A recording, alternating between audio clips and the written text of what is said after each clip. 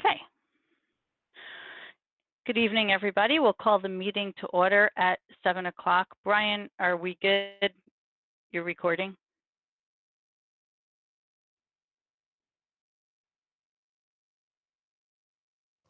Yes, Tammy, Brian is recording. I figured that. I just wanted to make sure. Okay, so we'll call the meeting to order. The first item is approval of the agenda, and we have a couple changes we need to make to the agenda for this evening. The first is we're going to eliminate number 6, which is central office reports, and we're going to postpone those until our December 16th meeting. And then the second is that we have executive session warned for the annual superintendent performance review as an evaluation of a public official. We also need to add an executive session for contract negotiations. So is everyone okay with those changes to the agenda? Board members? Tammy, one Yes. more proposed change, if it's okay. Sure. Stan in the finance section of the meeting would like to talk about flex spending accounts with the board as it relates to our cafeteria plans. Okay, I'll put that in. And that's good with board members? We're good with that additional? Good. Okay, so first order of business after that is that we need a motion to approve the minutes from November 18th. Would someone care to make that motion? So moved. Thank you. And Len will second. Thank you. Are there any changes to the corrections to the minutes? Does anyone have anything? Notice anything? Okay, hearing none. All those in favor of approving the minutes from November 18th with any corrections, please give me a thumbs up. Okay, anyone opposed, please say no. Okay, anyone abstaining? Okay, the minutes are approved. And then we're going to move on to public announcements. And I know that David has something that he would like to address in that section this evening before we get to public comment. So Dave, I'll turn it over to you. Yeah, you bet, Tammy. Actually, two things I'd like to address if that is okay. Correct, yes. First, would like to make the board and the public aware. We've just, within the last half hour, communicated with families at Clarendon Elementary and then subsequently with families throughout the school district. We had a positive COVID case connected to Clarendon Elementary. It won't surprise the board that there are privacy regulations that prohibit, identification of whether that's a student, staff member, or whatever that may be. We have form letters that we're required to send out from the Department of Health. And I can specify for you that in this particular case, there are some individuals who are required to quarantine due to being close contacts. And we are placing the classroom that is involved in remote learning for roughly the next 2 weeks. That classroom will be prepared to return to in-person school, if all goes well, on Tuesday, the 15th of December. So just wanted the board to be publicly aware of that, and anybody in the school community who's a parent or staff member should have received an email to that effect from me within just the past few minutes. So that's one topic. Second, I would like to address publicly, we had a circumstance come up at the high school in the last couple of days that caused some concern both internally and externally, and I'd like to address that with you right now. An email was sent to our student population from within the school. Most of you know that our students have email addresses that are millriverschools.org emails, the same way that our board members have email addresses that are rooted in the same. And occasionally the school communicates with students about various things that they need to know. In this particular case, it involved a survey from an outside organization that was not approved to go out to students, but ended up going out inadvertently. And I'd like to just talk through some of those details with you so that you're aware. So this particular survey request from this organization, the preface and the premise of it was not appropriate, and it should not have been sent. This particular survey offered students a gift card for completing the survey, which is, in my opinion, extremely inappropriate. And it asked students to provide their personal address in order to receive that gift card. The email was sent out by the school in error. That sending had been paused by the administrators due to concerns about it, but unfortunately it was already in an email queue and scheduled to be sent out. So we did not successfully cancel something that was already queued up. Historically, so that you're aware, emails sent from the administration to students have often been sent through a designee. From this point onward, I've had conversation with Mr. Wiedemann and directed him that from here on out, any students sent directly to, any emails sent directly to students will only come from the principal directly. And that's because I want the principal to have ultimate oversight over any message that is sent to students in that regard. With this particular outside organization, we do not have any intention to maintain connections or relationships with this organization moving forward. It's important that you know that the school did not, does not, and has not shared any personal information about students or staff with any outside parties. Again, this email was sent from school personnel to school student email addresses that are actually public emails, but was only sent internally through that mechanism. This was inadvertent, and it occurred due to an administrative oversight. But again, no student information was shared in any way with outside parties. Mr. Wiedemann issued an apology to students and parents related to this oversight and requested that students ignore the survey that they were requested to complete.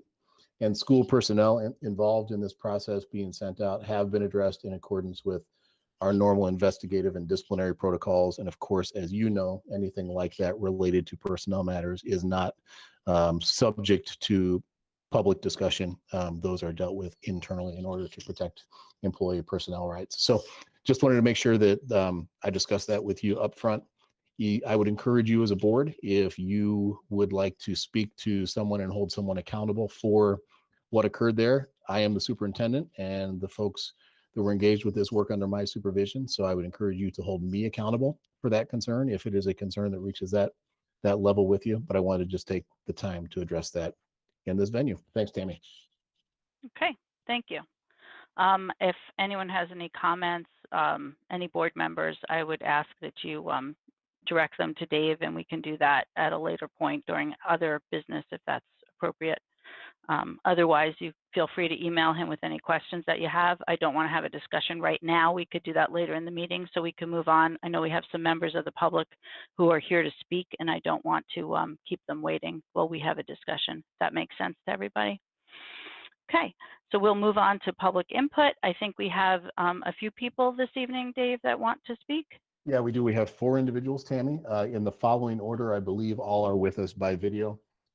First, we have Mr. Fillmore, Todd Fillmore, followed by Crystal Usher, followed by Art Peterson, and then Ken Fredette. So first up would be Todd Fillmore. Okay. I think that everyone who's spoke or scheduled to speak has spoke with us before. You know the guidelines. Everyone can have 3 minutes this evening, and I will keep time. I will ask each of you to let me know when you're ready to begin. As usual, I'll let you know when you have about 30 seconds left and ask you to wrap up when that time is up so that we can move on to the next speaker. So, Mr. Fillmore, you're with us? Good evening. I am. Thank you very much, Tammy. And first off, I wanted to extend a thank you to Mr. Younts for his explanation of the recent events. And that's actually what I wanted to talk a bit about tonight. In October, LGBT advocacy group Outright Vermont was selected to provide mandatory in-service training to all Mill River District staff and teachers on the subject of gender and sexuality. As many of you know, of course, by now, since Mr. Younts just announced it, the Mill River administration sent out an email from Outright Vermont to Mill River students as young as 12, soliciting personal contact information for money. Essentially, they were trolling for teenagers. What many of you folks do not know is that a month ago, on November 3rd, Mr. Younts and the entire board were sent emails detailing concerns precisely about such a group having access to Mill River staff and students. When I pressed them for information on the influence that Outright Vermont might have on staff and students, Mr. Younts threw up a blockade and twice violated Mill River Policy F27 as well as federal law, and quite rudely refused to provide any further information. For those not familiar, Outright Vermont's website openly offers free sex supplies to kids as young as 13 and openly advocates the use of lube, sex toys, and anal sex among young teens. This information was provided to Mr. Younts and the board at that time. Despite that knowledge, Outright Vermont was still allowed access to the levers of power in Mill River, and only after the email was accidentally sent did Mr. Younts seem to show any concern about this group. I have yet to receive a reply from the board on this matter. This issue shows once again that there are some really skewed priorities in this board. As I've watched the board proceedings over the past several months, it seems that all of the oxygen is being sucked out of the room for flag issues primarily, and issues like this are just left to fall on the floor. Nobody's paying attention to things that are really potentially damaging to our kids, this being a particular case in point. I find it really ironic that the school board at the last meeting actually dared to suggest that our kids were safer in school than they are at home. With these events in view, I have to question the validity of such a statement. I mean, by whose standards? Mr. Younts, I appreciate your efforts to explain, but I really do feel you owe the community and the board a full apology. This information was presented to you very early on, and all I got from you was pushback. No effort to try to come to an understanding, no effort to try to help parents understand exactly what this group had in mind relative to our students and our staff. 30 seconds, Mr. Fillmore. Thank you. I want to remind you folks that the board does not own the school. The superintendent does not own the school. The school is public property, and that our kids attend your schools. Our kids attend your schools. We rely on you to make sure your priorities in order and that you are taking care of our kids as we deem proper. So I can't think of anything further to say. So I appreciate this opportunity. Good night. Thank you, Mr. Fillmore. Mm-hmm. Okay. Tammy, next you have Crystal Usher, followed by Art Peterson and Ken Fredette. Okay. Crystal, are you with us tonight? I am by phone. Can you hear me? Okay. Yes, I can. I'm sorry. I was looking for a face. Sorry. No, that's okay. I couldn't seem to join, so I'm not sure if I didn't have permission or what happened, but I called in, so that's fine. Okay. Crystal, I can start your timer now. Okay. Are you ready? okay. Okay, Yep, great. Thank you. Crystal Usher, concerned parent and taxpayer. As I spoke and expressed last month and will continue to share are my concerns in hopes of seeking improvements within our school. These concerns begin with the lack of structure and education my children are receiving. I agree entirely with what was stated by another parent last month during public comment. Our children are falling behind, left to lean on each other and largely teaching themselves. As many school board and faculty members have agreed, it is in the best interest of all of us to have our children in the classroom. It was also observed and stated by faculty how seamlessly students have adapted back to in-person learning while following COVID protocols with minimal issues. Some noted how students appear to be thriving both emotionally and academically when in school. Clearly, there is much room for improvement in our current learning structure, referred to as a hybrid plan, allowing room for only 2 in-person days. A response to my concern raised last month regarding the lack of in-person learning in the middle and high school was due to physical building space. This baffles me, as are we taking advantage of use of the entire building? Is each classroom at full COVID allowed capacity? Are the gymnasiums, cafeteria, and libraries, among other large areas, being utilized as temporary classrooms to accommodate more socially distanced learners? I understand the district received a large COVID grant. I assume and expect this will be used in a way to benefit our students' education, whether it be to make temporary or larger classrooms within the building or provide better remote technology and learning. Both have room for improvement. As a taxpayer and parent, I'd be interested in seeing where these funds will be allocated. In addition, we clearly have administration issues.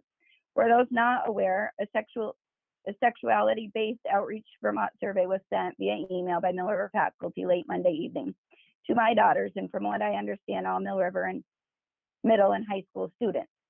Today, I read a response regarding a concerned parent from Mr. Younts saying that the intent was to pause sending this email.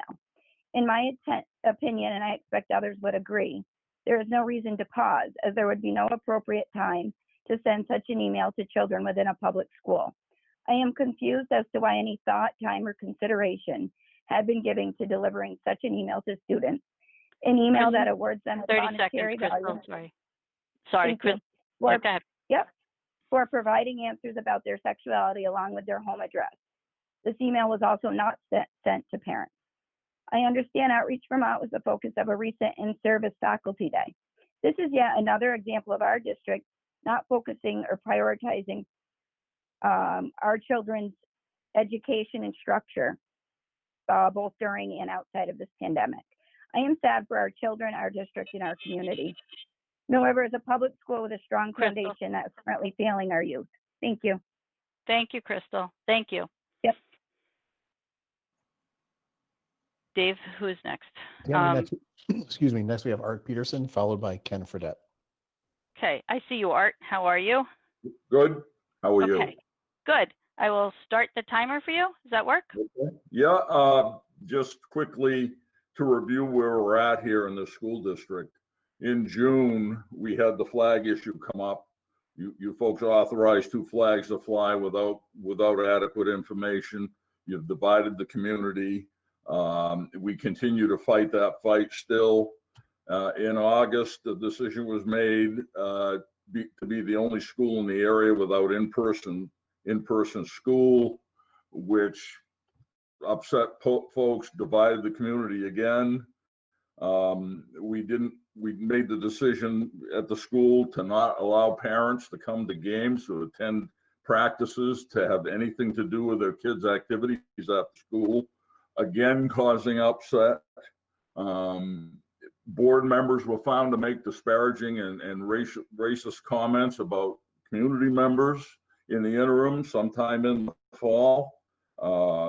In November, you got a hold of Outright Vermont, had them do the training with your staff, and now they've done this. Okay, now they've done this. This is a systematic level of failure by the leadership, from the school board to the superintendent to principals. Something's got to change. Heads need to roll at some point. We can't just go on and just ignore all the things that are happening and say everything is beautiful, because that's what I hear when I listen to these board meetings. Everything is wonderful. Well, everything isn't wonderful. It isn't wonderful. You need to face facts. This board needs to face facts.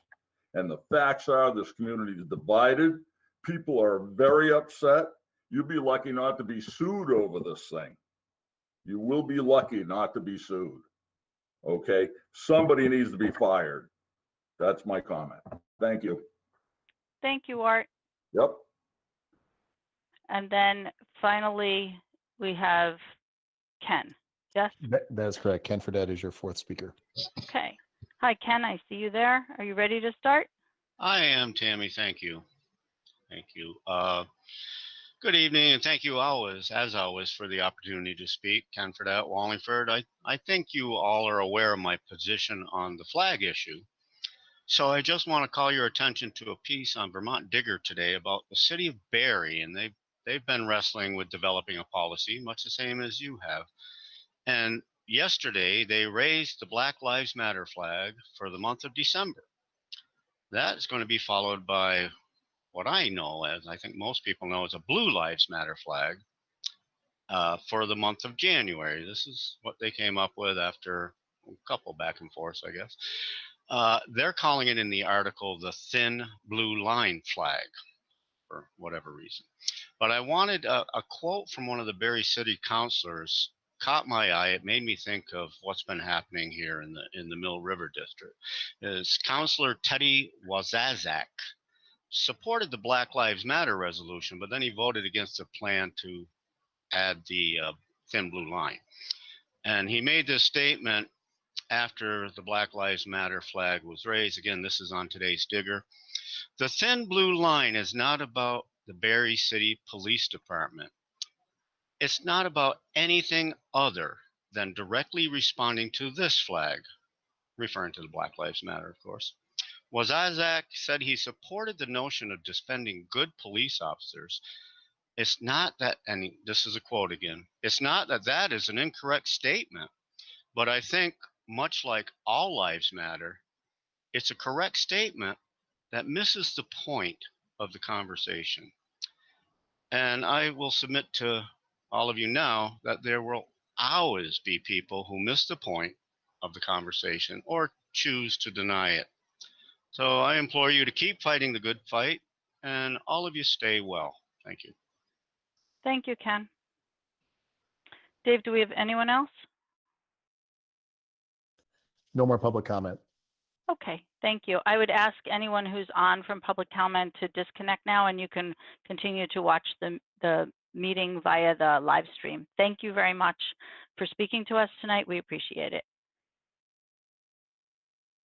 Okay, we will move on to principal updates. So I would suggest that we have Maureen. Why don't you go first?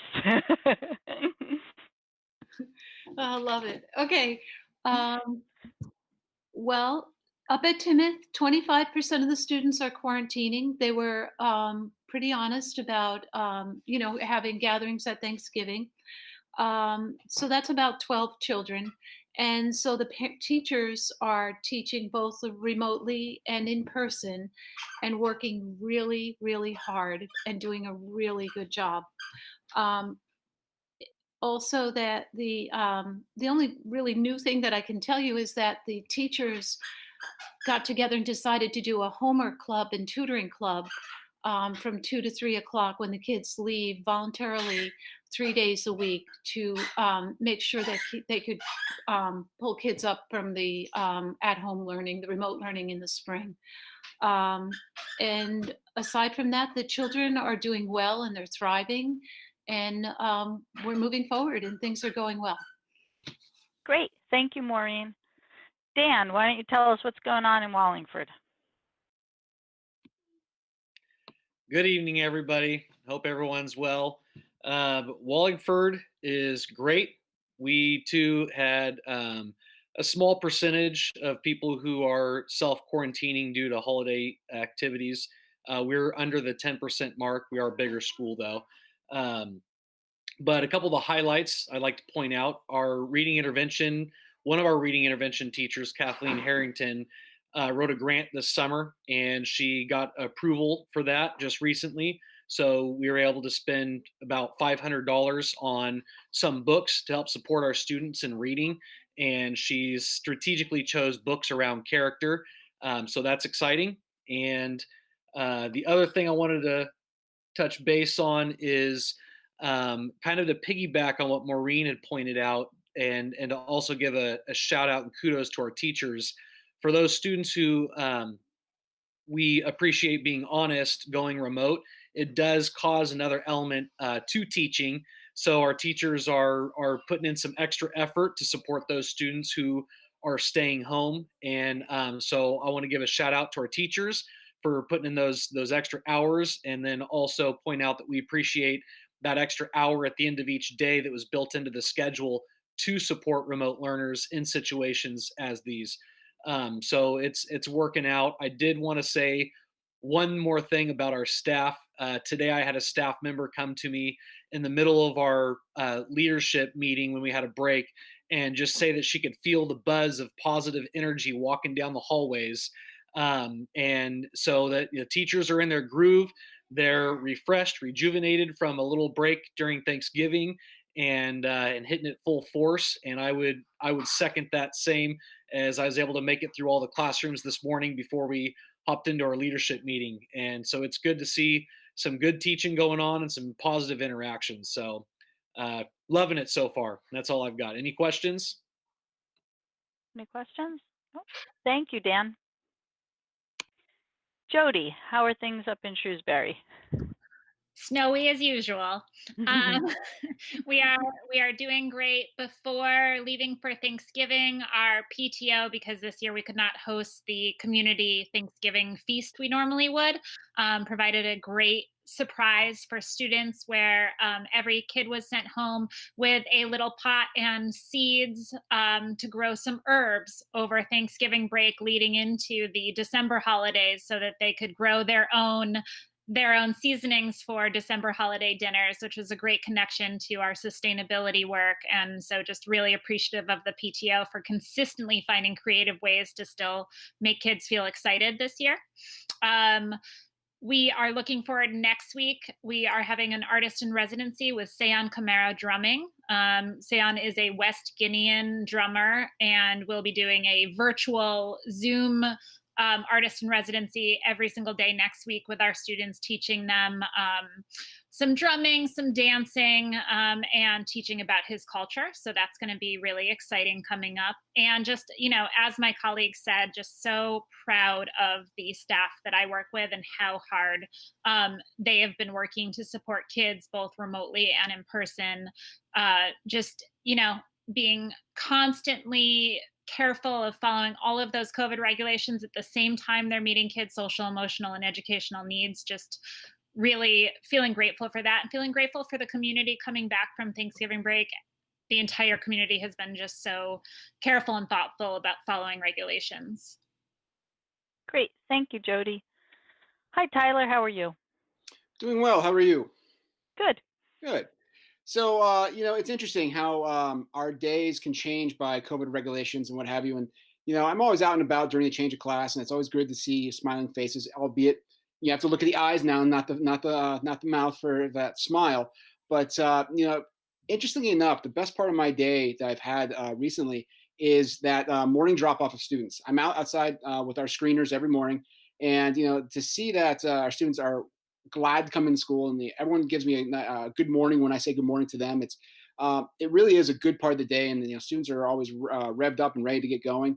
You know, it's our day is different a little, you know, obviously with everything is, but you wouldn't guess it. I mean, our students are really excited to be back in, and they're really getting to the swing of things. With that, you know, some things that we're already looking for normalcy, if you will. Our National Honor Society are doing their food baskets this year, so that food is being collected at this point and ready to be distributed out to our families and our communities. And then also, you know, strangely enough, I was just talking with Ms. McElmore yesterday about, you know, thinking about next year. We're already starting to look at building our schedule for next year, and maybe, you know, whatever changes we need to make within the building for, you know, class time and what have you. And, you know, another thing that I'm hearing from our elementary principals that I really want to echo is our staff. You know, due to COVID issues and, you know, teachers out, if for whatever reasons, health, whatever reasons they're out, our staff has really come together and really leaned on each other and really helped out and filled classes and made sure that our kids are getting what they need. So I've been really proud of our staff and really proud of our kids, and it's been really great being back in the building and being with our kids. So thank you. Thank you. And I know that Fred is not with us because he's dealing with the issues that David mentioned at Clarendon. So yeah, I just wanted to make that, repeat that for anyone who's watching so they understand. So thank you all, and we'll move on to committee business then. So Len, personnel, you're first up. Hi there, how we doing? The Personnel Committee met this evening, and what we have at this point to present to the board was a list from Kim Maneri of winter coaching staff and contracts, understanding that this all is very much in flux. But what the personnel committee suggested is that I present, and I will make a motion to approve the contracts as submitted by Kim Maneri for winter sports. Is there a second? Thank you, Liz.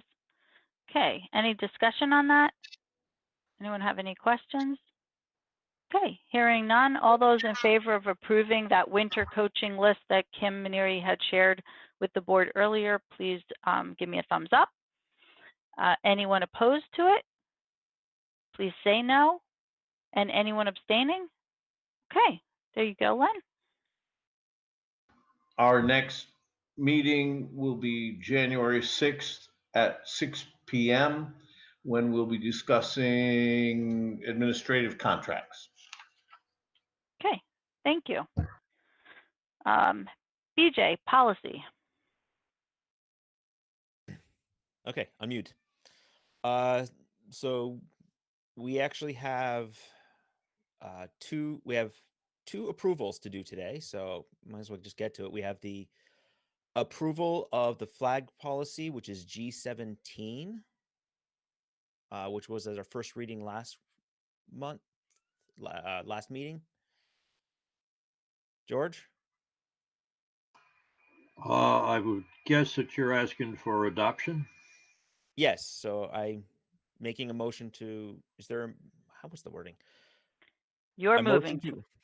Moving to, I'd like to make a motion to approve the policy G17 flagpole policy. George. Second? Amend the motion to adopt instead of approve. Okay, I gotta stop reading the agenda then. Adopt. Okay. Amend. That's it. Second. Thank you, George.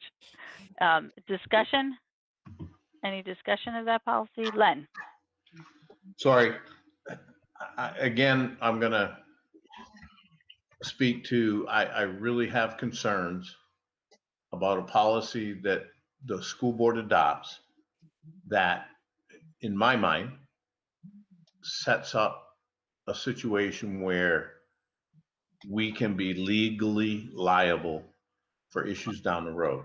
If you read that policy, the bottom line is, even if it goes, if a request goes through everything, it comes and is approved, it comes to the board, and the board makes the final decision as to whether that flag can fly or not. And I really have an issue.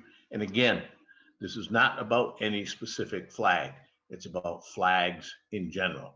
And again, I will repeat, 2 flags should be flown on a flagpole. And if students want to express their freedom to speak, then it needs to be inside the school where it can be seen on a daily basis, on a regular basis, and encourages conversation around those things. And I'm sorry, I don't believe that a flag on the pole will have that impact. That's my opinion. Thank you, Len. Any other discussion? Anyone else? George? Fortunately or unfortunately, I agree with Len's sentiments.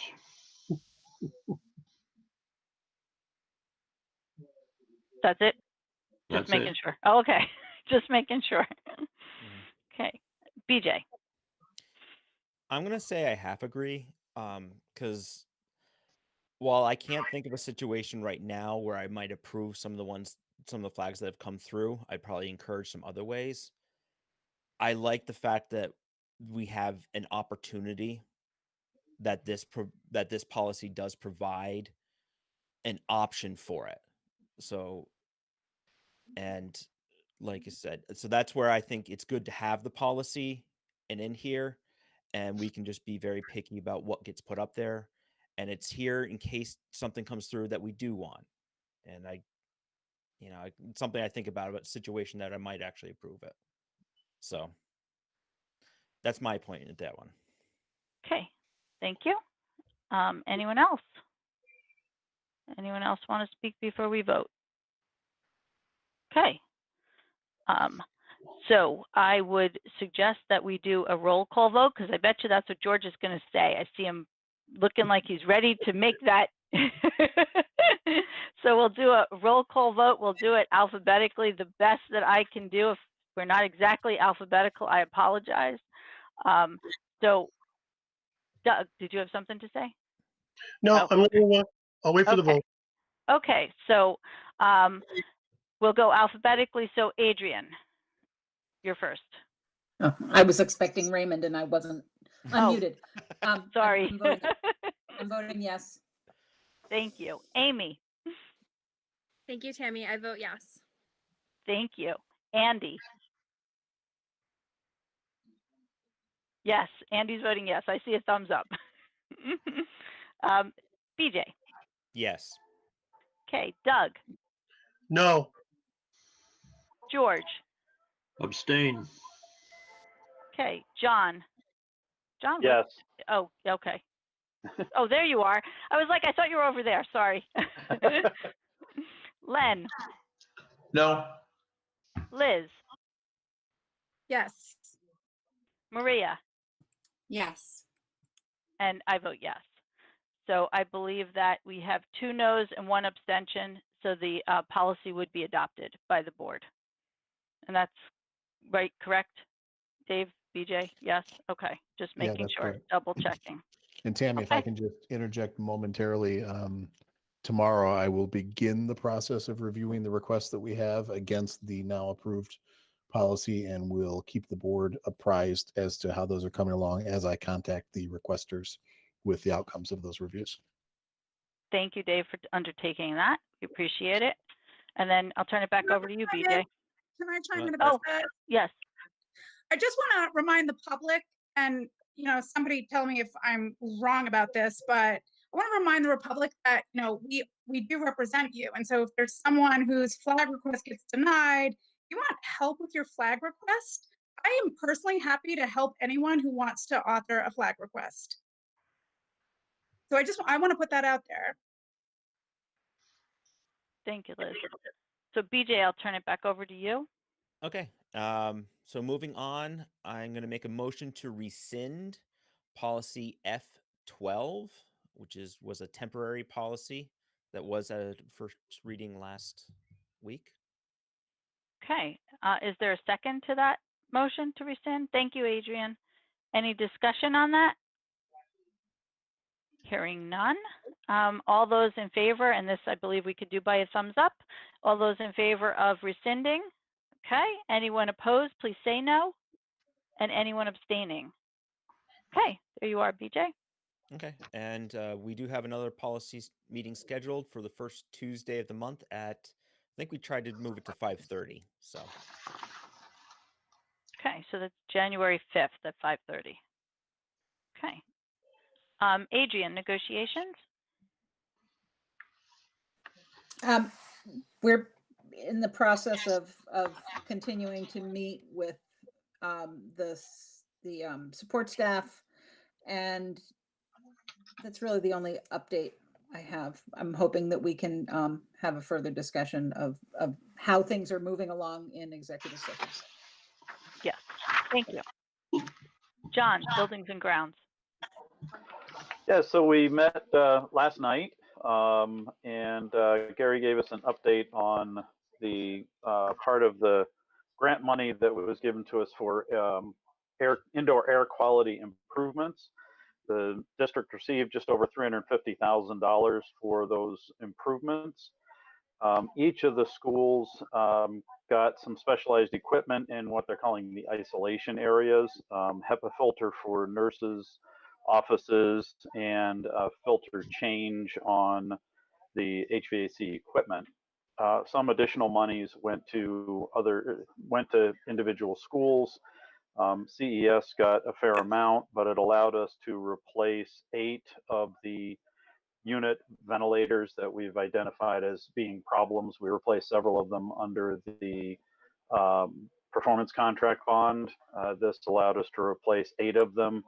Last night's meeting, we thought that was the total of the remaining ones, but Gary sent out an update by email today that said that that was not all of them, but it was most of them. So anybody who's going to be at the next buildings and grounds meeting, help me remember to amend the minutes for that. And then those units are going to be replaced. There should have been 2 worked on today, 2 tomorrow, 2 Friday, and 2 Saturday. And then that will finish off that work.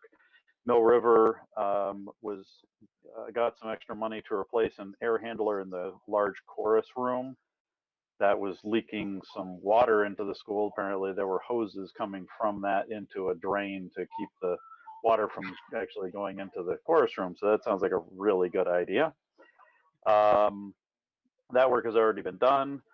Tinmouth is installing an air handler to provide fresh air into the classrooms. It's something that hasn't been has not been there, and it's a heat exchanger, so it takes the heat that's from the air that's being drawn out of the building and heats up the air that's coming in. And there's also an additional heat coil in that to help heat up that air, so it shouldn't cool the building down while we're bringing in fresh air.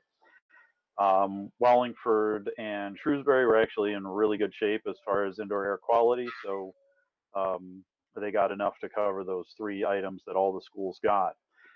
Everything is on schedule to be completed by December 31st, which is the deadline for the grant money to be spent. Efficiency Vermont has actually selected Clarendon Elementary for a before and after data collection study, and they'll be publishing results from that at some point in the future. Be interesting to see how that turns out. There are a few other air HVAC items in the schools that still need to be addressed, but none of them are critical. There are parts of the systems that we're already working around and we're able to deal with other ways. So everything has been going really well. I did ask Gary to just tell us how COVID testing on the buses was going, and he said there have been very few issues. Occasionally a kid has been asked to not board the bus, but it's been fairly rare. There was one instance where a student got on the bus and ended up having to be sent home later that same day, but that's the only incident that he was aware of where that happened. Still struggling with staffing for transportation and for the custodial staff, but not losing any ground, not really gaining much either. So again, anybody out there looking for some work to do and want to learn how to drive a bus, I think there's some opportunities there if you're interested. He did also share that because of some of the things that we're trying to do with bringing in fresh air, that our fuel costs will not be what we were hoping them to be. They're going to be a little higher because we're having to keep some of the areas warmer and we're bringing in colder, fresh air. So that's creating some issues where even in the colder morning temperatures that we've had, which hasn't been all that cold, the oil boiler has actually had to fire up to provide some supplemental heat. So we're managing that as best we can. The recommendations from Secretary of Education and Department of Health do allow for sort of throttling back on that outside air coming in as the temperatures get colder, but it's going to be a balancing act between trying to maintain fairly good air exchanges and keeping the buildings heated. But I have every confidence that Gary and his staff can handle that. Our next meeting is going to be January 5th, scheduled for 6 o'clock. So we'll see folks there. Great. Thank you, John. Any questions for John? Okay, great. Maria, community engagement. Hi. So we had a meeting this week. I apologize for all the delays with meetings over the past month or two. That's been complicated, but we did manage to meet, and we mostly talked about our plan to have some informal get-togethers on virtual, not live, with community members, and we have dates for them and we have times. We're going to do a couple in January and a couple in February. Eventually we'd like it to be once a month, but considering that the budget is going to be voted on soon, we thought that, and because we weren't sure what time would work for people, so we've chosen a morning time and an evening time. We've got 2 in January, 2 in February, and then after that we'll reassess and see what works best, what more people are able to come to. So I'm going to tell you when the dates and times are, and I'm not going to make people sign up at this exact moment unless somebody thinks I should, but I'll tell you what the times and dates are first. They will be Saturday, January 9th at 9:30 in the morning, coffee hour. the 25th of January will be a Thursday. No, that's not true. Will be a Monday, the 25th of January at 6:30. Saturday, the 6th of February at 9:30. And Monday, the 22nd of February at 6:30 p.m. So the 6:30s are in the evening, the 9:30s are in the morning. And hopefully those will all provide a time that people could come and talk to 3 or 4 board members. Ideally, we would have a member of the finance committee at every single one of those meetings, because we anticipate that people are going to be curious about what the new budget looks like and what we're going to be paying for this year, and maybe it sounds like we already had a question during public comment about what COVID funds are actually paying for in the schools, in part building upgrades to our physical plant, but in other ways too. So that would be a useful thing to be talking about as well. It's going to be informal. It's not board action or representative of a board position, but it's to answer questions and correct maybe misinformation that exists about issues. So if people would like to sign up for times now, that would be great. If you don't feel like you're ready for that, I'm gonna say, could you get back to me? I will send an email to everybody to remind you when those dates are. And if you get back to me within a week, otherwise I will start hounding you. Maria, I'll do January 9th at 9:30 a.m. That's Lenny. Gotcha. Thank you very much. Anybody else want to grab a slot?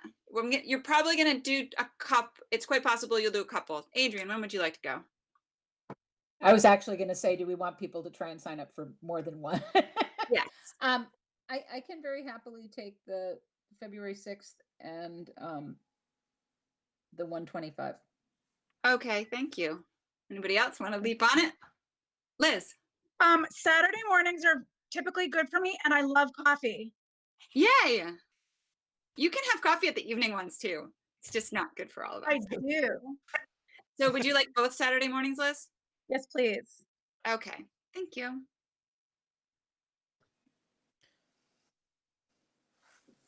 BJ, I saw you. I was just going to say, I sent you an email, Maria. I'm good for one of the Mondays, 1 or 2 of the Mondays. Thank you, BJ. John. I'll round out the 9th. All right. I could round out the 25th then, Maria.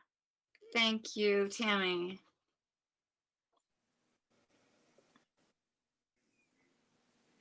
All right. I don't want to spend too much more of our meeting on this, so I will be in touch with everybody. Thank you so much for this. And we will send out invitations or an announcement about this probably right at the beginning of January to let people know what to expect and remind them what time it's going to be. And we will have limited numbers for these because we do want to have it be a group small enough that we can have a manageable conversation. And we think within 4 of them, everybody who's interested should have an opportunity to come. And our next meeting is on January 12th at 6:30 p.m. Excellent. Thank you so much, Maria. Okay, and then now Liz, we'll move on to you with finance. And I know that at some point during your presentation, Stan needs to discuss flex spending accounts with us. So. Okay, so I will present pay orders and payroll, and then after that, Stan can maybe jump in, and then I can talk a little bit about the budget. That sounds good. Okay, super. So good evening, everyone. This evening, I have the following payroll warrants dated November 20th in the amount of $582,457.57. Dated December 1st, I also have payroll in the amount of $4,745.17 for a total of $587,202.74. And before I forget, I want to thank George. George, thank you for your email that George had looked at all of the back documents, which I have not had the chance to do. So thank you, George. This evening, we have the following pay warrants from the general fund in the amount of $338,529.96.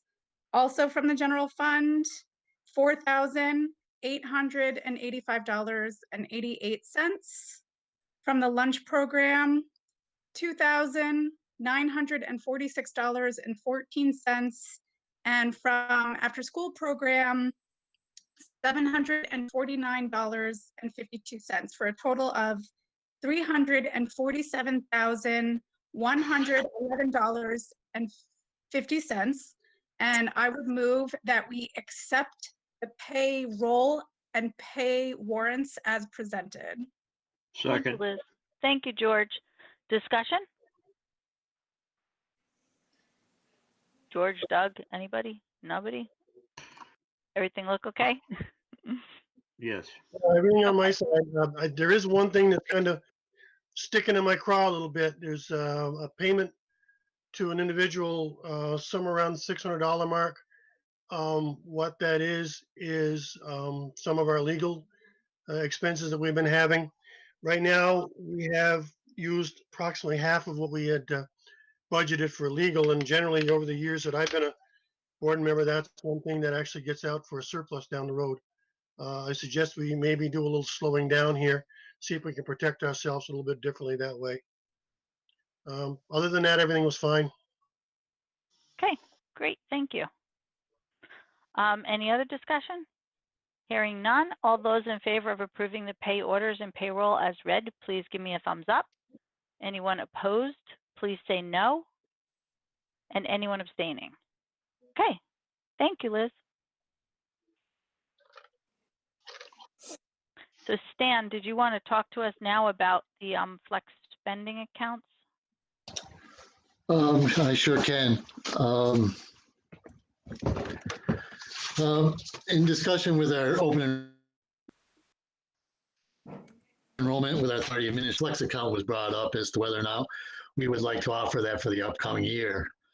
The reason why we're trying to get this in now or tonight is that we only have a month to get this set up for January 1st. If you aren't familiar with the flexible spending account, what that is an employee makes a predetermined election of an amount that they want withheld from their paycheck, which is pre-tax, to pay for expenses that might not be covered by the HRA or medical expenses that aren't covered by insurance. I'm requesting that we would offer our staff a flexible spending account for health expenses and also for dependent care expenses. There is no employer contributions for these accounts. It is strictly an employee contribution into these accounts. The negative on the employer side is that there would be an administrative fee attached to these accounts.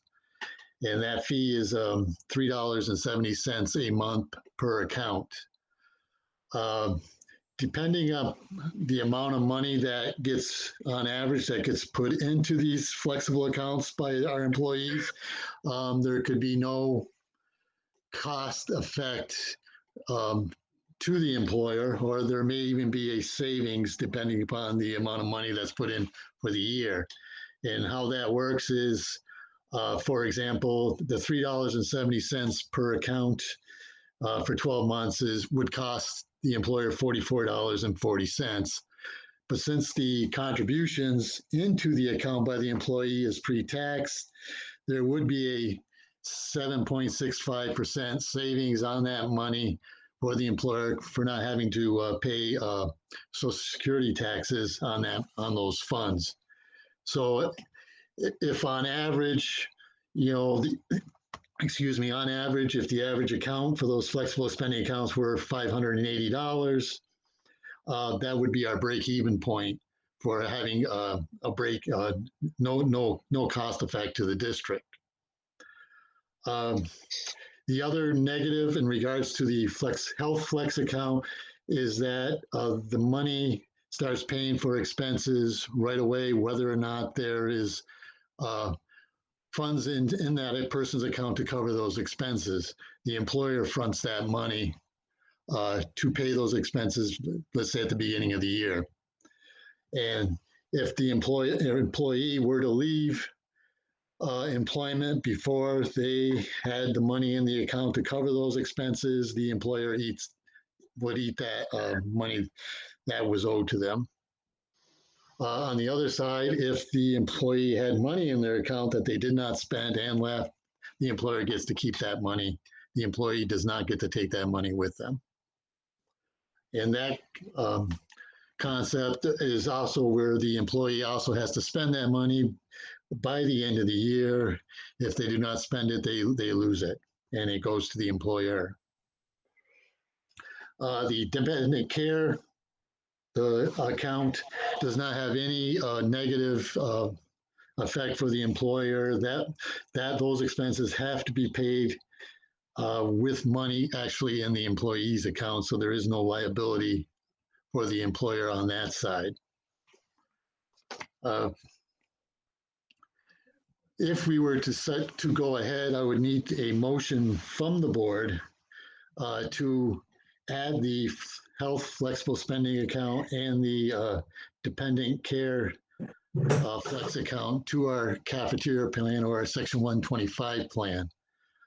This would then allow us to withhold those money from the paychecks, non-taxable to the employee. Let's see if there's anything else.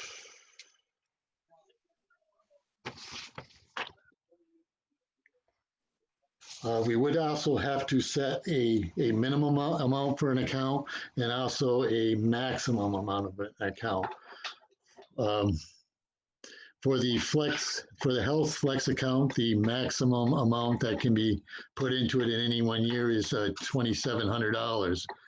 But since this is our first year of doing this, and to try to limit our liability to any accounts that where the employee may leave, my recommendation would be to have a maximum contribution amount of $1,250 and a minimum contribution amount of $300.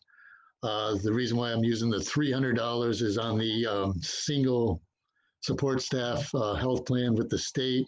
Their out-of-pocket exposure would be $300 on their health plan. So at a minimum, if they wanted to cover their full deductible of $2,500, the HRA would cover $2,200.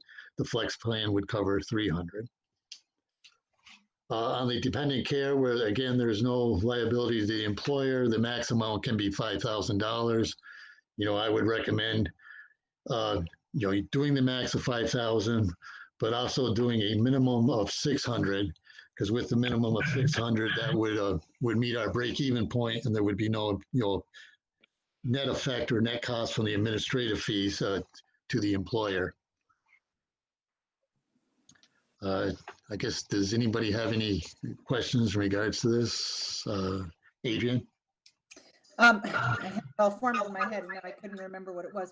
What was the reason that we would only do the $300 for the health account as opposed to the $600 that would cover the cost of the administrative fee? The only reason or logic that I was using as a suggestion was based on the single plan for health insurance. On the gold CDHP, the out-of-pocket exposure for a single person for sports staff is $300, and for teachers and licensed staff is $400. So I was using that as a minimum guide, but we could go higher, because obviously they can use that money for health expenses not covered by the health insurance plan, like eyeglasses, dental care in regards I guess to. I would. Yeah, I support the idea of doing that the first year for the reasons that you stated, but I am wondering whether in future years, if it's well utilized, that we don't raise that minimum to cover full administrative costs. Yeah. Oh, that's it. Okay. Anyone else have questions? Okay, would someone care to make the motion? Adrian. Liz, would you second it? Oh. So that would be the motion, as Stan said, to add a health flex spending plan with a minimum contribution of $300 and a maximum contribution of $1,250, and a dependent care plan with, was there a minimum on that, Stan? I'm sorry. Yeah, the minimum would be 600. And the maximum is 5,000. 5,000. Yep. So if there's no other discussion on that, all those in favor of approving that, please give me a thumbs up. Anyone who's opposed, please say no. Anyone who's abstaining? Okay, there you go, Stan. Thank you. Thank you. Okay, Liz, we'll turn back to you for a budget overview. Thank you, Tammy. Let me get my notes here. So in light of the pandemic and the education fund deficit, the Finance Committee agreed that the fiscal year 22 budget should be level funded.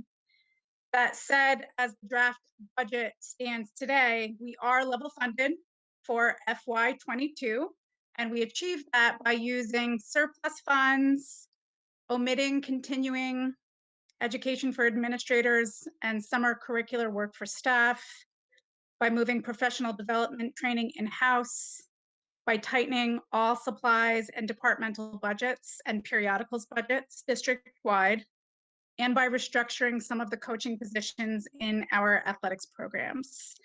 In spite of this, we hope to hire and plan to hire a part-time pre-K coordinator for the district, two guidance counselors, and an arts coordinator.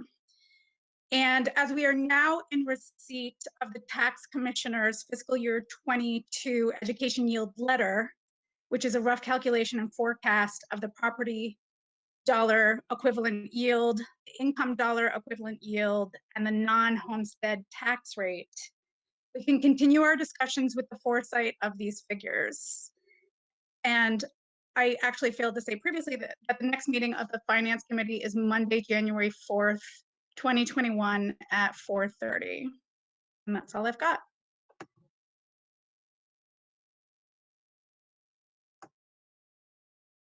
Kim, you're muted.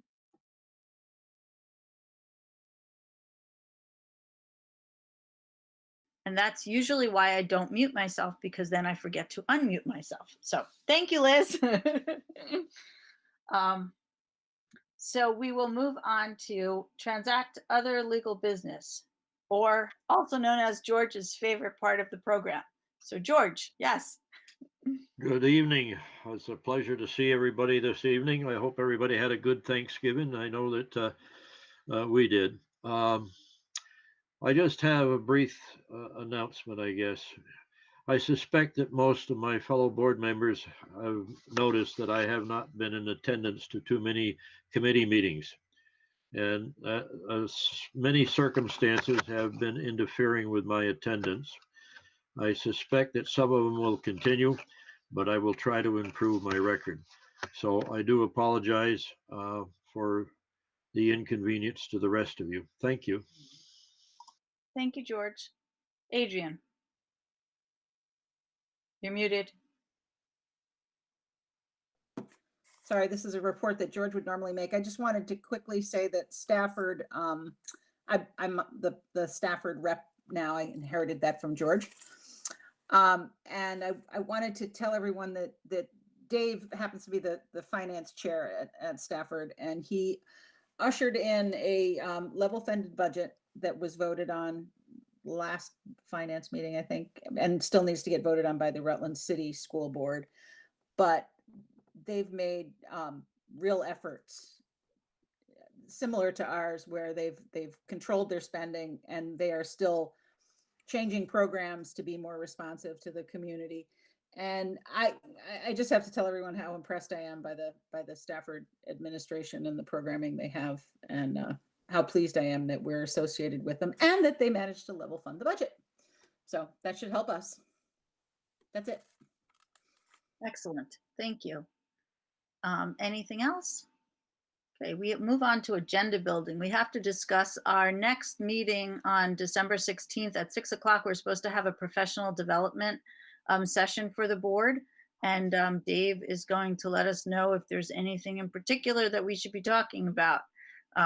He has his hand raised. I was going to ask for suggestions, but I think he has a couple. There you go. Yeah, I have a proposal, and the board could either redirect this or say you'd like it another time, but I think it might be timely to have maybe Tyler and Jen and a couple Mill River teachers, possibly a high school and a middle school teacher, just share with the board a week in the life of a Mill River teacher in the hybrid environment that we're in. You know, there is some misunderstanding or just it's all strange to how this all works. So I think it might be helpful to just give some folks a chance to talk to you about what their lives look like at this point in time. If you're interested, we could do that during a regular meeting. We could do that during this PD time, which is set aside. We could do it after New Year's at the pleasure of the board. Okay, folks, what say you? Glenn. Just and I like that idea. We may want to plug in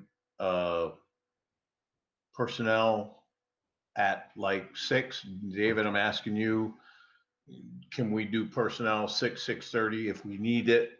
And then is a half an hour enough for them, or do you think the full hour is? Because I don't want to push the personnel committee, but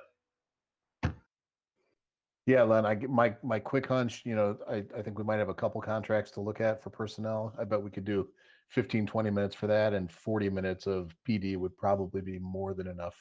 Just quick reaction.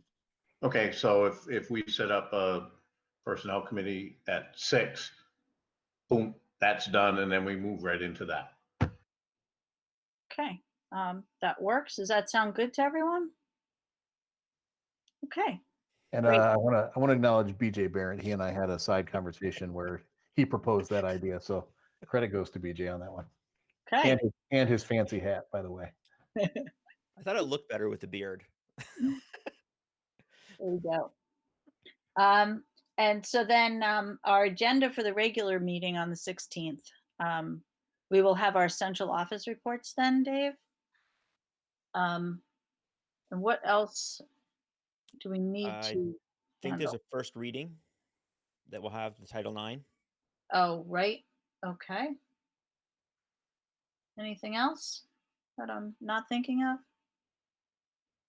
Okay. George. You're muted. Sorry about that.